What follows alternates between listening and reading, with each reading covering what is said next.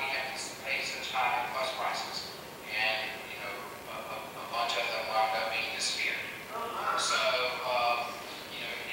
if anything that seemed communist or that was anti-current government you were in big trouble if you did that. So yes, there were some teenagers taken. What was the second part of that? The other one was how many of the death camp survivors survived? Yeah, I don't know a total number, but I do know that last month, of the 5,000, about 200 survived. 200 out of 5,000. Correct. Wow. The next question that we have here is how many parents were involved in Las Abuelas? I mean, was it strictly grandparents or were there also... And I think you did make a mention of another group, Los Madres. Right. So... But there are actually, there are maybe half a dozen different groups. Los Hijos, Los Madres, Las Madres de Niño Fundadora, the founding line of Las Madres. There are actually two camps of Madres. The Abuelas, there are several different organizations. So Madres, both lines, are pretty much focused on seeking justice for the deaths of their lost children. Las Abuelas has a different mission. Of course, they would like justice to be served too, but their main focus is doing all they can to find the grandchildren. So the groups have slightly different areas of focus. Los Hijos is, they're the brothers and sisters of those who've gone missing. So they all kind of work together, but in a loose sort of way. They're all fairly individualistic. Are they still marching the Plaza de Mayo? Yeah, the mothers march every Thursday afternoon at 3 o'clock, like clockwork. But it's mostly migrants. Grandmothers don't really get involved in that. Los Hijos is not really involved in that. That's very specific to Las Madres. We just got another question, which I think is very good, and one I'm kind of curious about the role of the Catholic Church, and whether the Catholic Church has ever addressed what happened. Yes. Officially in 2000, and then again in 2012, the Catholic Church of Argentina has issued two public apologies. Both of them stating more or less that the church did not do all it could have or should have to fight against what was happening. Several of the families that we know say that they, at the time, went directly to various priests and officials which included Father Bergoglio. Yeah, I was going to ask about it. And they said that he didn't really do anything. He says that he was working behind the scenes and doing what he could behind the scenes. Now, he was the high ranking official. Do you know who he's referring to by the Francis? Yes, that's the Pope, the one who's currently Pope Francis. So. The current Pope. Right. Yeah, right. So in 2000, he was a high-ranking official. In 2012, just before he became Pope, he was the ranking official of the Catholic Church in Argentina. And under his leadership, the church said, once again, we are sorry, we didn't do enough, we should have fought harder, and more out front against everything that was happening. So he personally had to sign off on that because he was the head of the Argentine Catholic Church, and then a couple of months later, he became Pope Francis. Okay. Do we have any more questions that you guys want to pose? I have one question that I want to follow up with, where we supported the Argentine government under the, Nixon administration, the Ford administration. We supported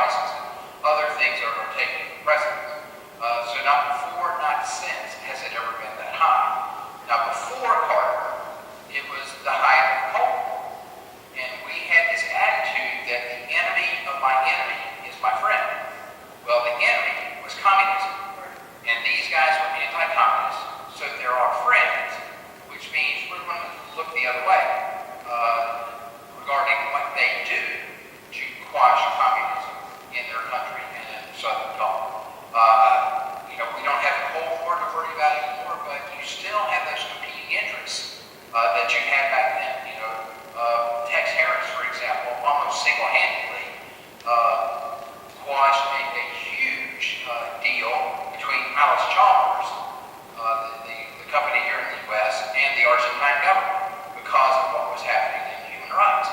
So, you know, you have the economic interest, you have the human rights interest, you have people wanting to work diplomatically, others who want to form blockades, and, you know, different people have different ideas about how to accomplish what it is we're trying to accomplish.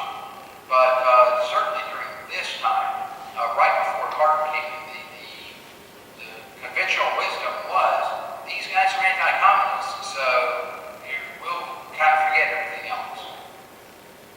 And in a way, I feel like we're kind of continuing that strategy of being more assertive with human rights where it's more comfortable with our national interest and a little more hands-off when it's not.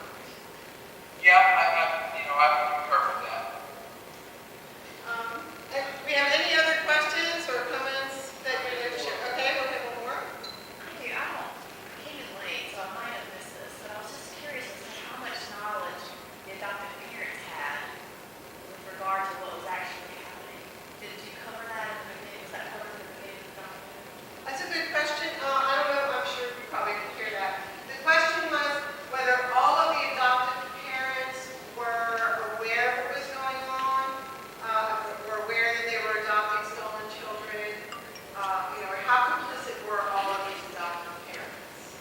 We believe that they all do. Now, Tatiana, who met in the film, hers is an unusual situation because hers was a legal adoption. And her parents, as soon as they realized something was amiss, they got together with the Ruelas, and then Tatiana grew up with two families, her adoptive family and her biological family, except for her mom and dad, of course, who were killed. But everybody else, as far as we can tell, was an illegal adoption. And in most cases, I don't know if you've heard of or are familiar with La Historia Oficial, the official story. It's kind of a docudrama, and it shows what happened when a colonel, I think it was, colonel brings home a baby, and the wife doesn't ask any questions. You know, it's just, oh, this baby just kind of appeared out of nowhere.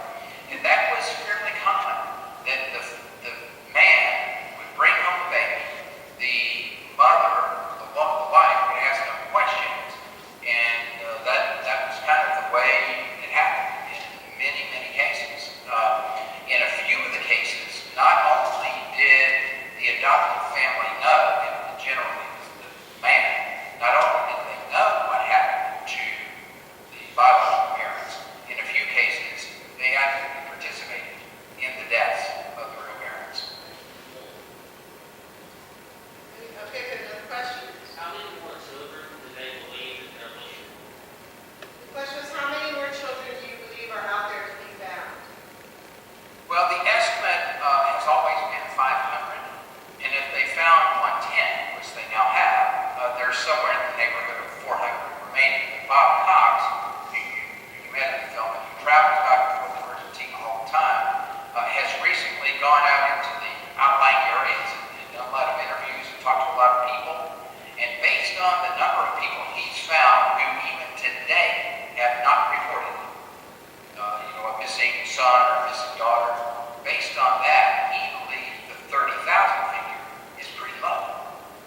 The 30,000 figure is pretty low, and the 500 figure is probably a bit low.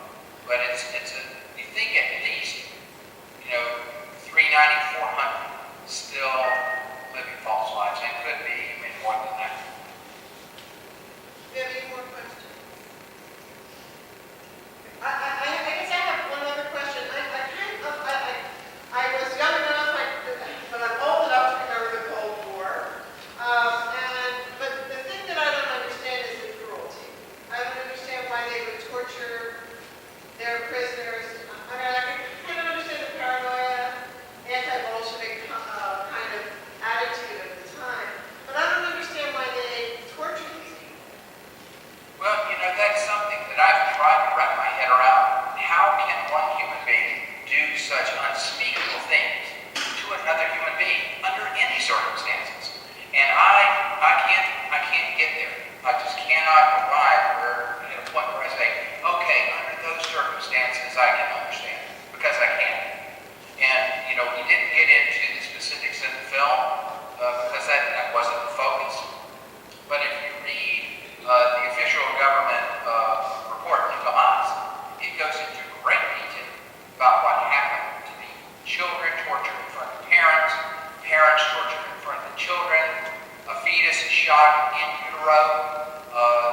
you name it, they did it.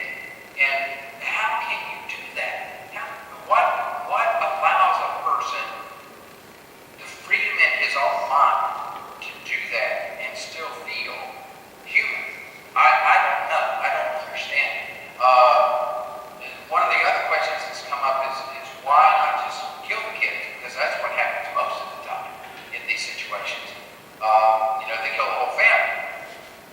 Well, the thinking is the reason they did that, they captured the children instead, is because it gives them a double victory.